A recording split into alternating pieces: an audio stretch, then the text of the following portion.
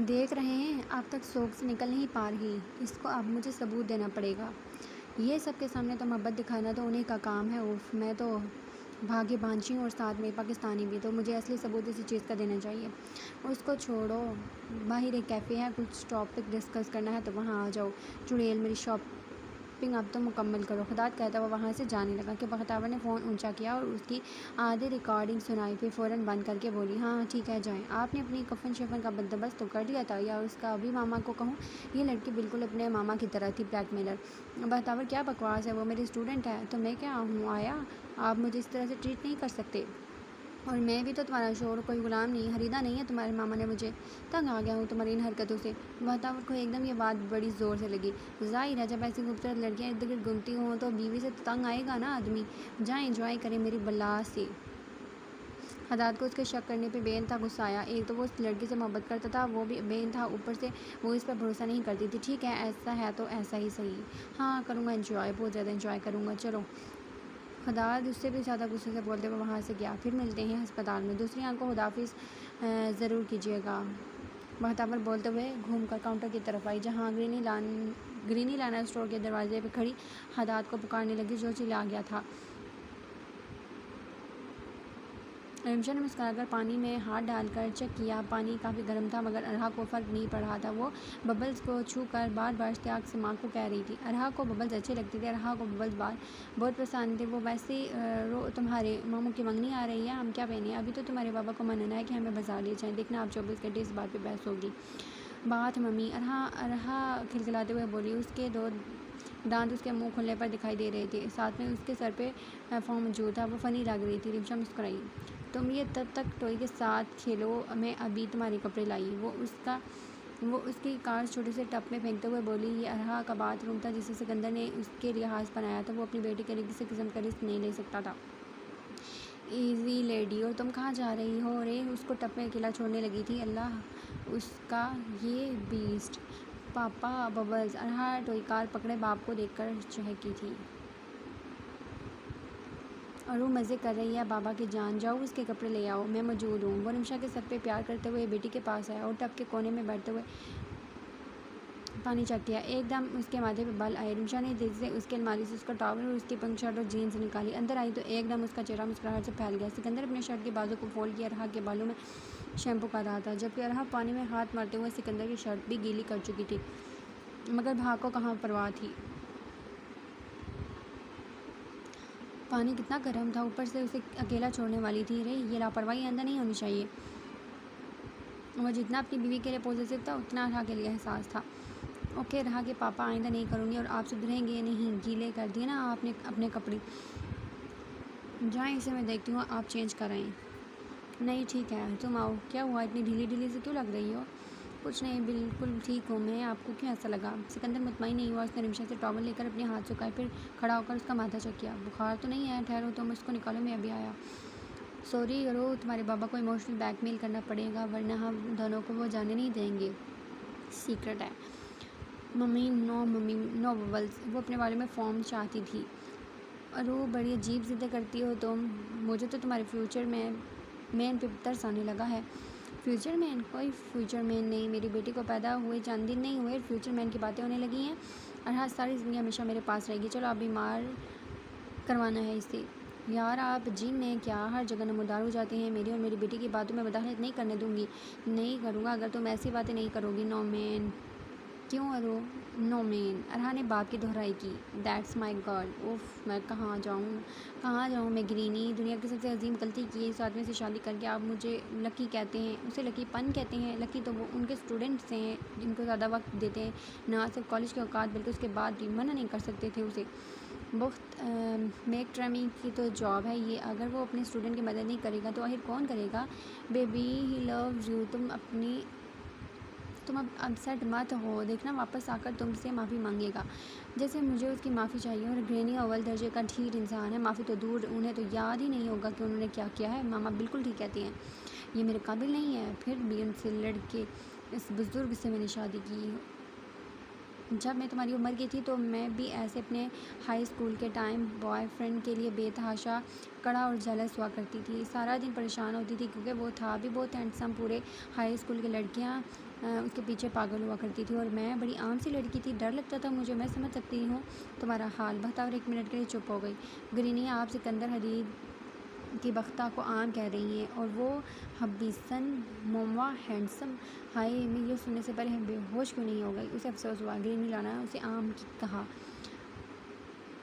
वो मलंग बाबा कहाँ से आप सबको हैंडसम दिखाई देता है? एक सफ़ेद आंख से तो वो मुझे अंडरटेकर की याद दिलाता है। आपने उसको लंबे बालों में नहीं देखा होता तो ये सब ना कह रही होती।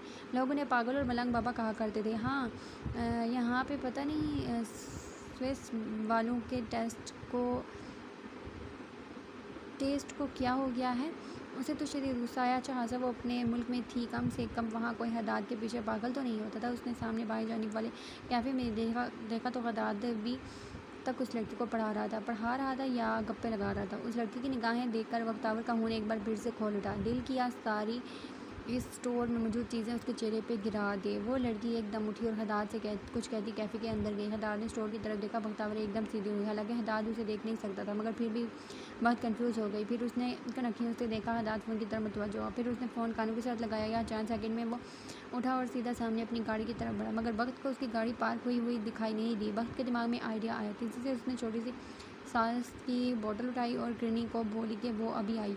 वॉट, क्लब में 2 केस मसला कर रहे हैं और तुमने सिकंदर को इतला नहीं दी? पता है ना वो कैसा रद्द-ए-अमल दिखाएगा। डर रहे हो? डर क्यों रहे हो जब पता है ना वो अपने काम के मामले में कितना असूल पसंद आदमी है। पहले वो कुछ ना कहता, आप जूतियाँ पड़ेंगी। अच्छा, इतला मैं दे दूँगा मगर तुम्हें बचाने की गारंटी नहीं दे सकता मैं। बेशक उसके भांजी का शोर हूँ लेकिन तुम्हारे वाली औकात है उसके सामने। हनान को भी बता दो, कम से कम तो हड्डियाँ बच जाएंगी। खैर अब जो होना था हो गया। ये अच्छी बात है, किसी का नुकसान नहीं हुआ। अभी रुको, बताता हूँ उसे। ओके, अल्लाह हाफिज़। वो अपनी गाड़ी खोलकर फाइल निकालने लगा। जब उसने साइड मिरर से वक्त को कैफ़े के सिमत बड़ी ही तेज़ी से चलते हुए पाया, उसने मुड़कर देखा जहाँ वेट्रेस उनके टेबल पर ग्लास रख रही थी। फिर सर झटक कर वो अपने काम की तरफ मुतवज्जो हुआ। बख्तावर स्टोर के पिछले हिस्से से अंदर दाखिल हुई। फिर उसने एक कदर खामोश पंगड़ा डाला। बेटा, अब पता चलेगा तुमने किससे पंगा लिया। वो खुद से बोलते हुए एकदम घूमी। उसने देखा खदाद अभी तक अपने टेबल पर नहीं आया और नैन्सी अपना काम करके तेज़ी से अंदर बढ़ी। इसी वक्त लॉरेन बाहर आई। बख्तावर का दिल 1 मिनट के लिए रुक गया। फिर कुछ ही सेकंड में लॉरेन की डरमाई चीख पूरे मुल्क में तो नहीं, कम से कम बख्तावर के स्टोर तक बाखूबी सुनाई दी। ओह खुदाया, क्या हुआ? कोई किडनैप तो नहीं हो गया? ग्रीनी लाना बेचारी कमज़ोर दिल की मालिक थी, इसलिए उस चीख से घबरा गई। बख्तावर फ़ौरन से उनके सामने आई। नहीं ग्रीनी, वो एक ढेवा का गुच्ची बैग स्मिथ मैनिक्योर हुए हाथ ख़राब हो गई, बस और कुछ नहीं। बख्तावर की संजीदगी से मुस्कुराहट दबाकर कहने पर ग्रीनी ने हैरत से देखा। अरे पागल थी, गंदा हो गया बैग। उसका ये मतलब तो नहीं था सबकी जान निकाल देती। कौन है वो, तुम्हें कैसे पता चला?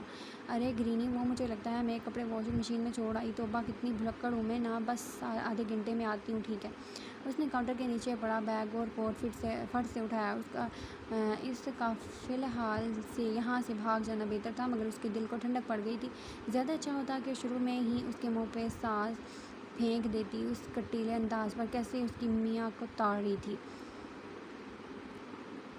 ज़रा क्लोज़अप करो। उसकी गंभीर लहजे पे वो जो अपने बॉस को उसके केसुप लेते हुए दिखा रहा था। एकदम उसके कहने पे उसने तस्वीर जूम उनकी पूरे उस प्रोजेक्टर की रोशनी दीवार पे पड़ती किसी का चेहरा दिखाई देने लगी। उसकी इस मुस्कान पर सिर्फ एक ही शख्स मरता था मगर अब उसके चेहरे को अपने नज़रों में समाये वो ग्लास लबू से लगाता अपने अंदर रंग का माया उतारने लगा। नाम पता चला उस ब्यूटी का। उसने थोड़ी देर बाद कहा। खूबसूरत शख्स को वो हकारत से देख रहा था। दिल कर रहा था कि उसे तस्वीर से खींच कर ख़त्म कर दिया। अभी सब्र करना था। अच्छी चीज़ को हासिल करने के लिए सब्र से काम लेना पड़ता है। कापू उसे बुलाता है, शायद उसका ये नाम हो। मैं डॉक्यूमेंट्स ढूंढने की कोशिश करता हूँ क्योंकि उसने अपनी बीवी को बहुत प्राइवेट रखा है। किसी को तो पता भी नहीं है कि कापू की शादी भी हुई है। सुनने वाले ने आगे से कुछ नहीं कहा मगर उसका नाम सुनते हुए उसके चेहरे पर बड़ी अजीब मुस्कुराहट फैली। रे मतलब रे ऑफ सनशाइन। वैसे उसके चेहरे पे ये नाम खूब जचता है। मुझे ये नाम पसंद आया है। कोई मज़ीद तफसील पता चली? अभी तक तो नहीं मगर मुझे यकीन है ज़रूर मिल जाएगा। जल्द से जल्द इसके बारे में पता करवाओ, मैं और इंतज़ार नहीं कर सकता। वो इस लड़की से नज़र हटाता ग्लास टेबल पर रखा। उसकी आंखें एकदम फट से खुली जब उसने बाजू बढ़ाकर रिमशा को अपने करीब करना चाहा, लेकिन रिमशा को बिस्तर पर ना पाकर वो एकदम चौकस हो गया। कोहनी के बल उठकर उसने बेहद मदम सी रोशनी जो अरहा के कमरे से आ रही थी रिमशा को ढूंढा, मगर उसे वो नज़र नहीं आई। शायद वॉशरूम गई हो। आंखें मूंदे वो उसका इंतज़ार करने लगा, मगर थोड़ी देर में वो समझ गया वो वॉशरूम में नहीं होगी। अपने गिर्द से कंबल हटाया, वो उठा और स्लीपर्स पहन कर सीधा अरहा के कमरे में गया। दरवाजे हल्का सा खोल कर उसने चेक किया, फिर उसने गहरा सांस लिया। मोहतरमा अभी शाम की बात पर उसकी वजह से नाराज़ थी। रिमशा रहा के बेड पर लेटी उसे अपने साथ लगाए सो रही थी। तो इतनी सी बात पर कौन नाराज़ होता है। वो नहीं चाहता था कि रिमशा बाजार जाए और वो भी रहा को लेकर। वो उसकी पसंद को तरजीह देता था, जो कुछ कहती थी वो उससे मंगवा कर ले देता था। उन गुज़श्ता सालों में उसने रिमशा और रहा को किसी किस्म की कमी महसूस नहीं होने दी थी। रिमशा भी बहुत कम उसकी बातों का इतलाक़ किया करती थी, मगर जब करती थी तो वो उससे भी ज़्यादा ज़िद्दी हो जाया करती थी। वो शॉपिंग करना चाहती, वो भी आयना के साथ। उसे अपने लिए नहीं, सिकंदर के लिए कुछ लेना था। 1.5 हफ्ते बाद उनकी एनिवर्सरी थी और रिमशा उसके लिए कुछ स्पेशल लेना चाहती थी, ऐसा जो हमेशा याद रहे। सिकंदर उसे हमेशा गिफ्ट के मामले में लाजवाब कर दिया करता था। वो भी ऐसा चाहती थी, मगर यहाँ पर जैसे ही उसने मदा बयान किया वो शॉपिंग पे जाना चाहती है, सिकंदर ने सिरे से दो टोक अंदाज में इनकार कर दिया। सॉरी सनशाइन, मैं तुम्हारी सारी बात मान सकता हूँ, मगर ये हरगिज़ नहीं। सिकंदर जो स्टूल पे बैठा उसके लंबे बालों को छेड़ रहा था। रे, मैं मज़ीद इस बारे में बात नहीं करूँगा, मगर हर्ज क्या है जाने में। अगर रहा को लेकर जाने का मसला है तो मैं बड़े मामू को घर उसे छोड़ दूँगी। आप अगर बिज़ी हैं तो मुझे प्रॉब्लम है। तुम लोग घर में इतनी मुश्किलों से मेरी सख्ती करने की वजह से महफूज हो और तुम चाहती हो कि मैं तुम्हें बाहर भेज दूँ। सॉरी, इतना बड़ा दिल नहीं है मेरा। आप मज़ीद बात नहीं करेंगे। इसका लहजा सख्त था। जावेद भाई को साथ ले जाऊँ तो आपको कोई इतराज़ नहीं है। सिकंदर ने उसके चेहरे को देखा जिसका वो दीवाना था, मगर उसकी बातें उसे गुस्सा दिला रही थी। उसे वो वक्त नहीं भूलता था जब रिमशा अपनी दोस्त को लेकर अकेली बाजार गई थी। वहाँ पे 2 लड़कों ने उसे हैरस करने की कोशिश की थी। एक ने तो रिमशा को थप्पड़ भी मारा था। वो सोच के भी उसके दिमाग में कुछ ऐसी सोचें आने लगती थी। रिमशा, मुझे मजबूर मत करो कि मैं तुम्हें डांटूँ, इसलिए प्लीज़ इस बारे में कोई बात नहीं करेंगे। रही मंगनी के ड्रेस की बात, तो मेरी जान जो कुछ पसंद है वो तुम अपने फ़ोन में देख लो, अगले दिन वो फ़ौरन हाजिर हो जाएगी। लेकिन सिकंदर, मेरी बात तो सुने। बस बात ख़त्म। अब सिकंदर जब अपनी करनी पे आ जाता है तो वो कभी किसी की नहीं सुनता। पॉजेसिव, अब बहुत ज़्यादा ये पॉजेसिव होता जा रहा है। और बिला वजह की आम टिपिकल शोरों की तरह उस पर रोज़ रोक टोक भी नहीं करता था, बल्कि वो जो कोई भी काम करती उसे सपोर्ट करता था। बस कुछ औलाद में बहुत बेबस था। वो नहीं चाहता था एक भी खरोच उसकी बेटी और बीवी को आए। उसे लाख अदात के खिलाफ से ही, मगर वो जानता था वो बख्त से बहुत मोहब्बत करता है। वो उसके लिए जान दे और ले भी सकता है। उसकी शिद्दत का अंदाज़ा तो सिकंदर को उसी वक्त हो चुका था जब खदात ने खाजिक को बुरी तरह पीटा था। अगर सिकंदर वक्त में ना पहुंचता तो शायद उसकी मौत खदात के हाथों लिखी होती। रिमशा अपनी बात रद्द हो जाने पर हंसी अपसेट थी। सिकंदर को ज़रा तो दिल बड़ा करना पड़ेगा। कब तक वो ये डर अपने अंदर बिठाए रखेगा। लेकिन सिकंदर का भी कोई कसूर नहीं था। ये उनकी ज़िंदगी में जितने हादसा गुजरे हैं उसमें सिकंदर भी नॉर्मल था, तो ये बहुत बड़ी बात थी। उल्टा वो जितना सख्त और कटीला मिजाज का मालिक था, उतनी ही रहमदिल, मेहरबान और मोहब्बत का मुजस्मा अपने अपनों के लिए था। रिमशा अपने हाथों में मौजूद इस रिंग को घुरते रही, फिर कुछ सोचा कि सिकंदर को हर हाल में उसकी बात माननी पड़ेगी। और अब मैडम की पहली प्लानिंग अरहा के कमरे में सोने की थी। जानती थी सिकंदर ने पागल हो जाना था। वो किसी भी हाल में अपना आप नज़रअंदाज होना कबूल नहीं कर सकता था, इसलिए वो अब अरहा के कमरे में मौजूद था। और दोनों माँ बेटी को मज़े से सोते हुए उसे गुस्सा होने के बावजूद मुस्कुरा पड़ा। उसकी गर्ल्स, उसकी दुनिया, उन दोनों की वजह से तो वो खुद का मुकम्मल महसूस करता था। आगे बढ़ते हुए उसने अपनी दुनिया को बड़े प्यार से देखा, फिर झुककर उसने कंबल ज़रा ऊपर खींचते हुए रहा कि कंधे ढके और रिमशा का बाजू ठीक किया। माँ बेटी दोनों ज़रा सा कसमसाई, मगर उठी नहीं। सिकंदर ने रहा कि घंघराले बाल से लाते हुए उसके गालों पर प्यार किया। बाबा की प्रिंसेस, वो खोले से बड़बड़ाया।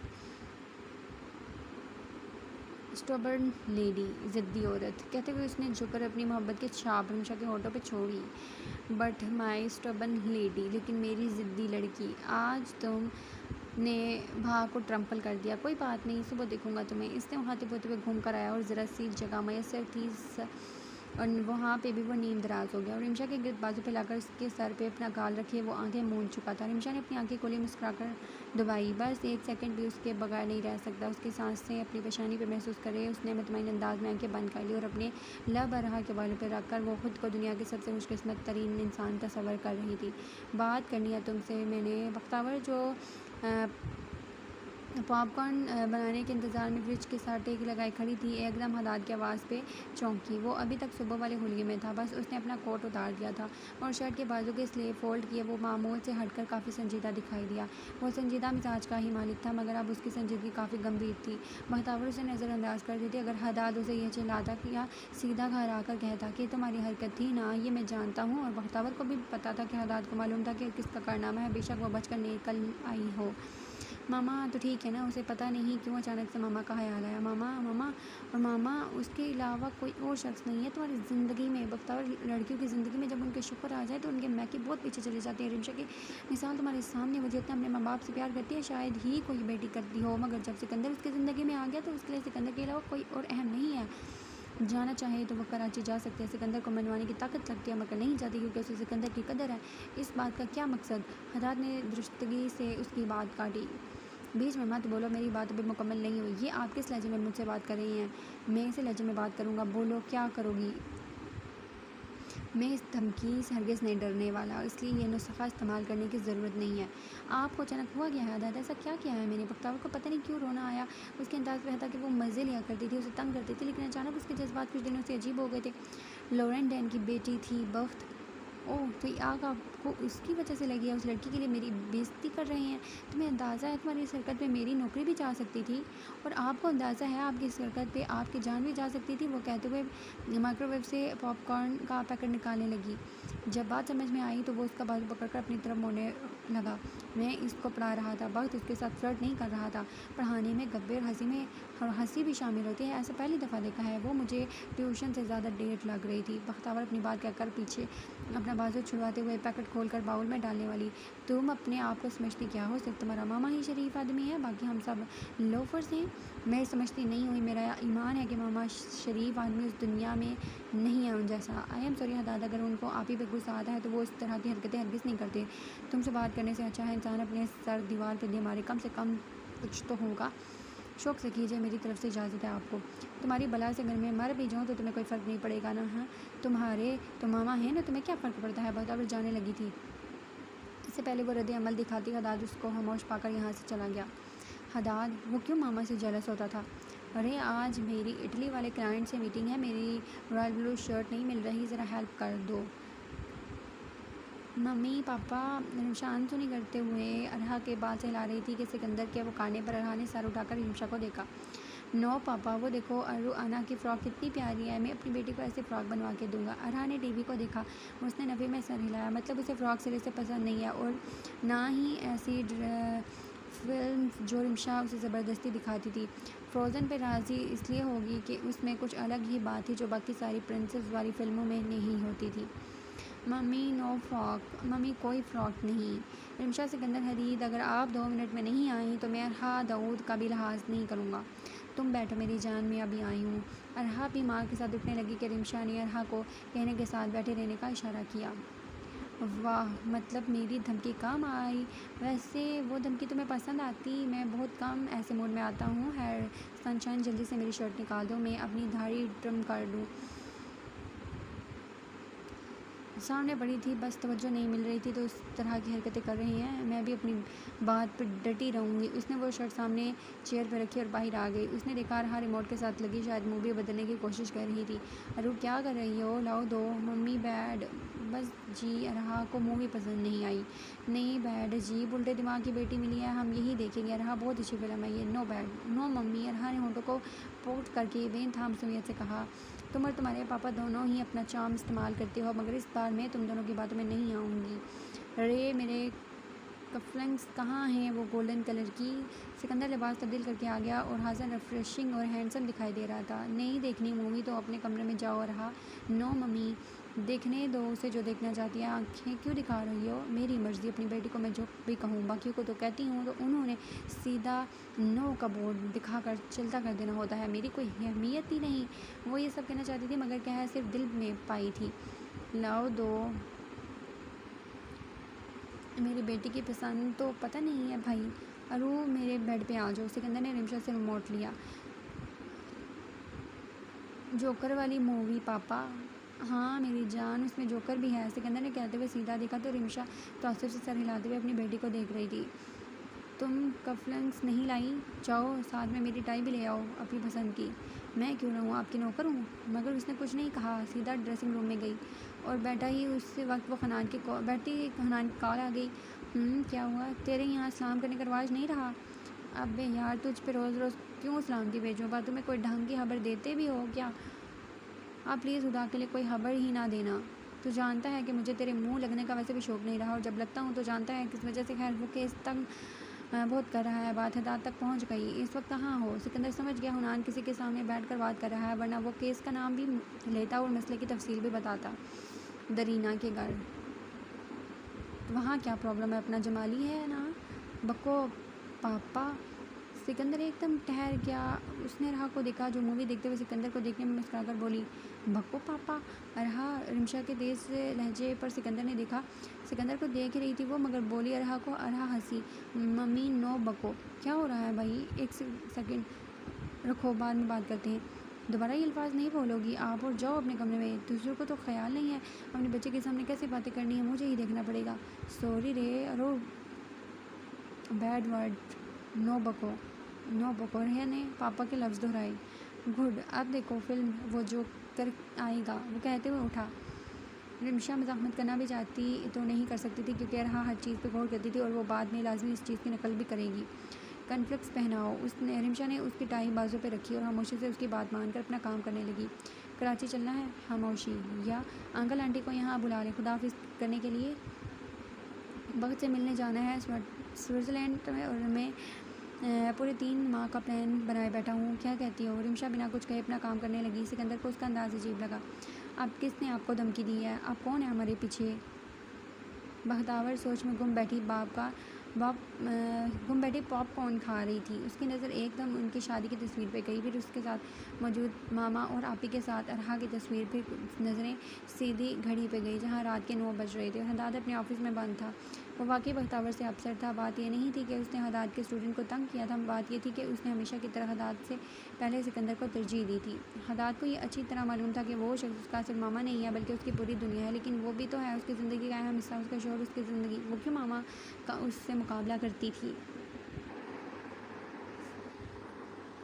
दोनों में बहुत फ़र्क है, लेकिन मोहब्बत के मामले में दोनों का पलड़ा बराबर था। उसने इतने शौक़ से आज कुछ पकाकर खाना था, मगर वक्त की वजह से वो सारा दिन का भूखा ऑफिस में बंद था। क्या पता डैन ने वाकई उसे इतना डांटा हो कि वो बख्तावर को सुनाने पे मजबूर हो गया। दोबारा उसकी नज़र उन दोनों की तस्वीर पे गई, फिर एकदम कुछ सोचकर वो उठी।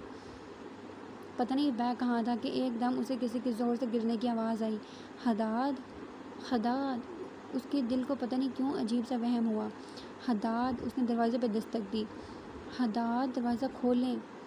व्हाट? इस बात में मकीन और ब्राट कहाँ से आ गई? मैं कुछ दिनों की ब्रेक लेना चाहता हूँ, तुम्हें कोई काम नहीं है? अरहा भी अभी छोटी, उसका भी स्कूल का कोई चक्कर नहीं है, तो मैंने कह दिया। सिकंदर, 3 महीने आपके प्रोजेक्ट क्या हुआ? यहाँ का काम कौन संभालेगा? इतने गंभीर सिचुएशन में सबको छोड़ छाड़ कर हम स्विट्ज़रलैंड जाएंगे? रियल में इतनी बच्ची नहीं हो सिकंदर। मेरे लिए तो तुम बेबी हो, बच्चों की तरह लड़ती हो, बच्चों की तरह सवाल करती हो। मैं हूँ ना सब संभालने वाला, तो फिर तुम क्यों टेंस हो? ये सेल्फ डिफेंस वैसे ज़रूरत के तहत सिखा रहा हूँ, वरना जब तक मैं हूँ तुम्हें और अरहा को एक आंच भी नहीं आने दूँगा, कुछ करने भी नहीं दूँगा, सब काम मैं करूँगा। रहा सवाल किसी धमकी देने वाले का, तो सवाल ही पैदा नहीं होता। सिकंदर कभी किसी की धमकी में आया है? नहीं ना? तो ये अम्मी अब्बू के मिलने का सवाल कहाँ से आ गया? आप मुझसे कुछ छुपा रहे हैं, और इतनी छुट्टियाँ आप जैसा बंदा अफोर्ड कर ही नहीं सकता। कुछ है प्लीज़ सिकंदर, मैं आप कोई मुसीबत अफोर्ड करने की हिम्मत नहीं रखती। वैसे ही अच्छा होता है मिलना, कहीं जाने से पहले सबसे मिल लेना चाहिए। और मैं कुछ नहीं छुपा रहा, इतना अमीर हूँ कि बंदे पीछे संभालने के लिए छोड़ सकता हूँ, और अपना हुनान भी तो है। बाकी आधे से ज़्यादा काम तो घर पे ही करता हूँ, घर के बजाय आप वहाँ कर लिया करूँगा। सिंपल। आप प्लीज़ एक अच्छी बीवी मेरी टाई बांध दे, वरना मैं मीटिंग में लेट हो जाऊँगा। उसने रिमशा की नाक को उंगली से छूते हुए कहा। रिमशा ने पीछे होकर टाई अपने गले से निकाली और सिकंदर को टाई पहनाने लगी। ऐसे क्या देख रही है? निकाल चुका था सिकंदर उसके ज़हन से शॉपिंग का भूत निकाल चुका था, इसलिए बड़ी फतहाना से मुस्कुराहट हंसी, जिसे रिमशा महसूस नहीं कर सकी। देख रहा हूँ कि कितना लकी हूँ मैं। पापा, जो कि पापा। अरहा की ऊंची आवाज़ आई। मज़ीद लकी हो सकता था अगर ये जूनियर भा मदाखलत न करती। आप पता चला लोगों को आपसे कितनी चिढ़ होती है। बाहर में जाएं लोग, लगती रहे चिढ़ उन्हें, मुझे बस तुमसे लेना है। ओह पापा, ये लड़की मेरे हाथों से एक दिन नहीं बचेगी। रिमशा को अपने वलीमे का दिन याद आ गया जब बख्तावर ने ऐसी मदाखलत की थी और सिकंदर यही मिलते जुलते अल्फाज उसे हंसाने पे मजबूर कर गए। सॉरी, आपका रिटायर होने का वक्त आ गया है। ये लड़की बख्तावर नहीं जूनियर बा है और इसमें कोई शक नहीं था। हदाद, अल्लाह, हदाद आप जवाब क्यों नहीं दे रहे? बख्तावर दरवाजे को पीटने पे आ गई। हदाद की ज़रा सी कराह से भरपूर आवाज़ सुनाई दी। उसके बाद मुकम्मल खामोशी।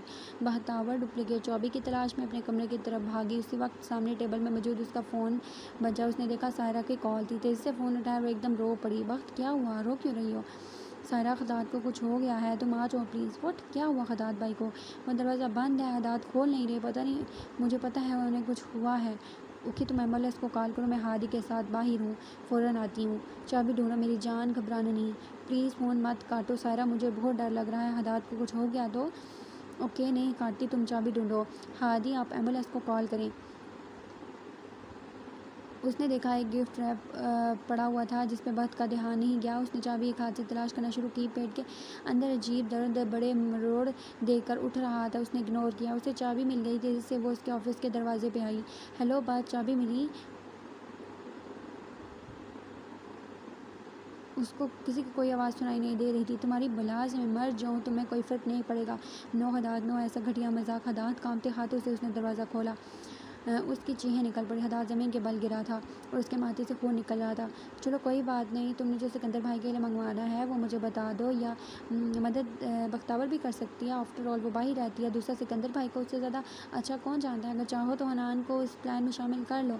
नो तो मुझे खुद वो चीज़ ख़रीदनी है, खुद सारा काम करना है। मैं तंग आ गई हूँ दूसरे का सहारा लेकर कोई काम करते हुए।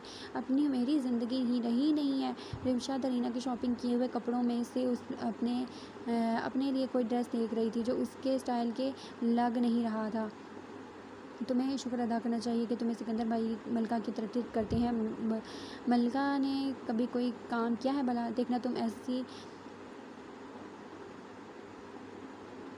उतर रही हो ना, न जाने पर ऐसा शानदार ड्रेस लाएंगे कि मेरी होने वाली भाभी को छोड़कर सब तुम्हें और तुम्हारे डिज़ाइन वाले ड्रेस को देखेंगे। ये फिर मज़ीद परेशानी वाली बात होगी। फिर इस फंक्शन में हमारा अटकना मुश्किल हो जाएगा।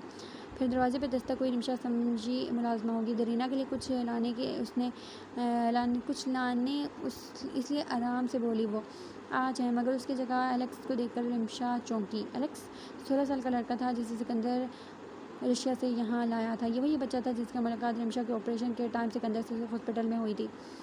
हाँ बोलो एलेक्स, ये क्या लाए हो? मिसेस कापू, ये आपका गिफ्ट। देखा, अभी गिफ्ट की बात कर रही थी और देखो गिफ्ट हाजिर हो गया। अल्लाह, पता नहीं क्या होगा।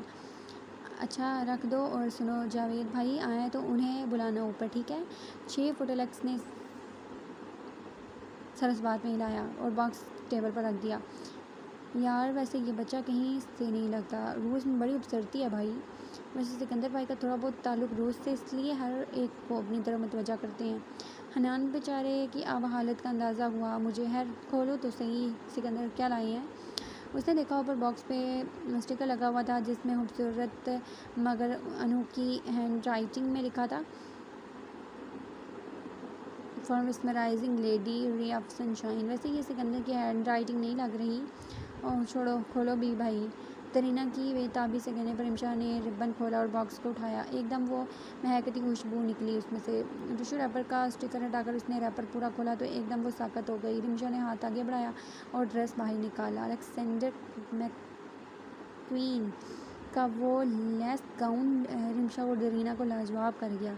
ये क्या है मिशी? मुझे नहीं पता। कुछ सेकंड बाद रिमशा बोली, यार मोहब्बत अंधी होती है, मगर इतनी अंधी रिमशा डिज़ाइन हॉलीवुड का है। उसके ड्रेस करोड़ों पे मुश्तमिल होते हैं। पागल हो गई हो सिकंदर, इतने पागल तो नहीं हो सकते। और वो ठीक कह रहे थे, सिकंदर इतना पागल नहीं हो सकता था कि रिमशा को ऐसे गाउन ले कर दे, वो भी उस सबकी नज़रों के लिए। गोया कि ये ड्रेस अफोर्ड कर सकता था वो, मगर सिर्फ अपनी नज़रों के लिए। यार मेरा ड्रेस नहीं है। फिर भी देखो चक्कर आ रही है और तुम ऐसे खड़ी हो। मुझे लगता है ये सिकंदर भाई को किसी डील के तौर पर गिफ्ट मिला होगा। रिमशा परेशान हो गई। सिकंदर पागल हो गए हैं। इतने महंगे तरीन गाउन को पकड़कर उसके हाथ वैसे ही कांप रहे थे। उसने ड्रेस खोला। मुझ पे भरोसा रखो, मैं हूँ ना संभालने वाला। सिकंदर की इस बात पर रिमशा ने कुछ सोचकर सिकंदर को कॉल करना चाहा। यार मुझे लगता है सिकंदर भाई को लाजमी गिफ्ट मिला होगा। खैर छोड़ो, क्या फ़र्क पड़ता है, इतने अमीर जो हैं वो। यार जाकर पहन के देखो, उफ वैसे बहुत प्यारा गाउन है। मैं अपने क्लाइंट्स की डिमांड पूरी करता हूँ